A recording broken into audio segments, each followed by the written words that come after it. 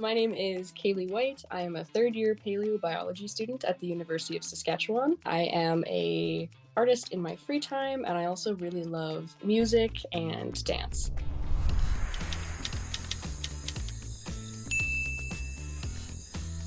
I've been drawing my whole life. I have some pretty fond memories of sitting at the table with my uncle and my grandfather and my parents, and we would all draw together.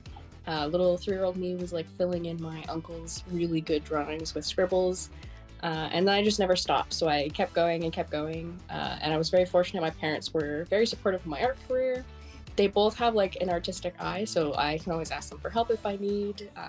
Even with like anatomy and stuff, they're both super smart. So they were like a big reason I got to continue going with stuff, which was really cool. I make every kind of art. My biggest ones are graphite and charcoal and recently pencil crayon. I work on black and white paper. I really love black paper recently. I just think you can get some really cool effects using white charcoal on black paper. I also started doing digital art. I originally started just on my phone. I was given a little like monitor tablet for Christmas so that I can have a big screen to draw on instead of my phone. And I was able to make better art. It has brush sensitivity, which was an amazing thing to discover. And I was able to make the cool drawings for AAA on there. I have always loved paleoart. Julius Gastoni, of course, is absolutely fabulous.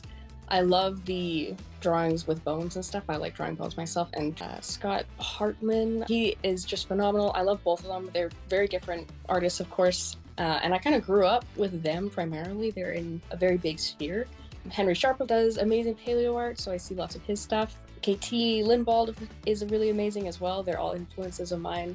And I ended up being able to talk to them one-on-one and be able to figure out how to make paleo art, because it's kind of a hard process to start. It's very different to look at bones and then just turn it into an animal compared to looking at a living animal with references. For AAA this year, I made the Archelon, which is like a giant sea turtle, very similar to modern-day leatherbacks. And I also made a Tylosaurus, which is a species of mosasaur that is a marine reptile. So I first started with just a bunch of different sketches and poses. I looked at some references of, funny enough, seals almost. Sea lions specifically, just so that I could kind of get that general shape. And then I looked at other people's paleo art and looked at poses that I liked. And then I did a whole bunch of sketches. Then we'll do a really solid outline, a clean outline. And then from there, I'll start picking colors that I like. Sometimes I take references from photos. Sometimes I'll make them up. It just depends on what I'm drawing.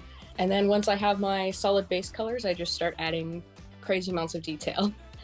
Archelon, I took a watercolor brush and did just crazy dots all over the place to make it look like a leatherback. That was my biggest inspiration for that one. The Archelon was very fun. I don't do a lot of cartoons, so it was really interesting to try and learn how to do cartoon-ish styles. Basically used all new techniques on that one that were completely different from the mosasaur and any other drawing. The mosasaur, I tried to use a little bit about some scientific papers about some of the stripes we may think they had. And then I did the detail on them, and then I covered the entire thing by hand in dots. I don't like any of the pointillism brushes. I find they're not specific enough, so I hand drew every single dot on the mosasaur. The shadow on the body, and trying to make it not turn into a midline and stay more of a shadow was really tough. A good friend of mine, Corbin, actually really likes mosasaurs and knows a lot about them, so I was getting his help when I was designing this to try and turn that shadow into not a midline and keep it look more like a shadow. I think paleo art is super important for the general community because paleoartists aren't just guessing everything. There is a pretty decent amount of scientific knowledge that goes into these artworks.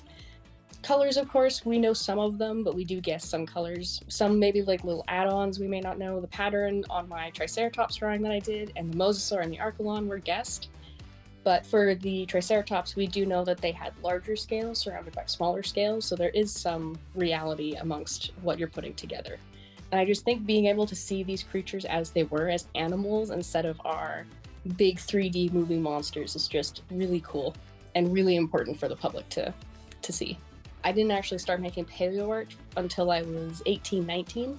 So it's more of a recent thing trying to figure out how to make all these animals, and I've grown a lot in those few years. If you're aspiring to make any kind of art, paleo art or otherwise, I think just practice makes perfect eventually. Being able to eventually get to the point where you're happy with your art and you're in museums and stuff is absolutely amazing.